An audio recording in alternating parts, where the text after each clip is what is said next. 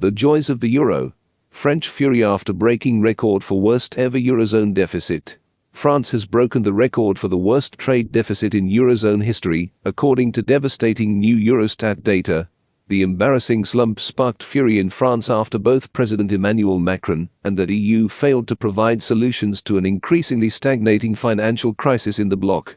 French analyst Nicolas Meilhan called it a sad record as he urged the French leader to make the issue his national priority.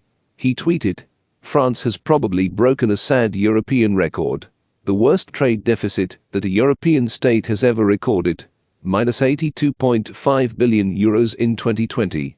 I really have a hard time understanding why the elimination of this record deficit is not the national priority." Commenting on the devastating data, Generation Frexit leader Charles-Henri Gallois blamed the bloc's internal market and common currency for the slump. He said, "The joys of the euro and the total free trade imposed by the EU treaties. Relocation and reindustrialization must be the number one priority." In its latest quarterly forecasts, the European Commission predicted that EU's gross domestic product would increase by 3.7% this year, down from its previous forecast of 4.2%. Its economists warned that EU's economic recovery was directly linked to the bloc's ability to successfully deliver doses of COVID jabs to member states. They said the downward revision in their winter forecast was related to the evolution of the pandemic and the pace, efficiency and effectiveness of vaccination rollout.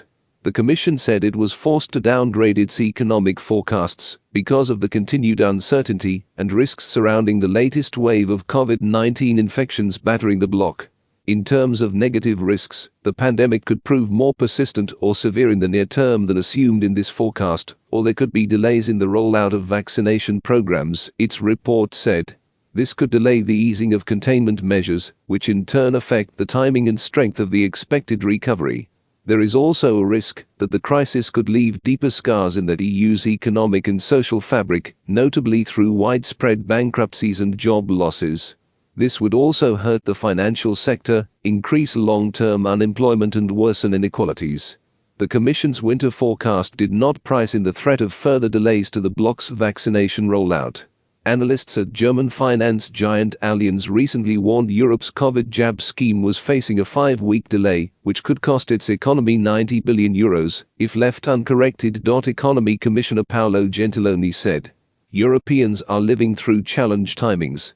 We remain in the painful grip of the pandemic, its social and economic consequences all too evident.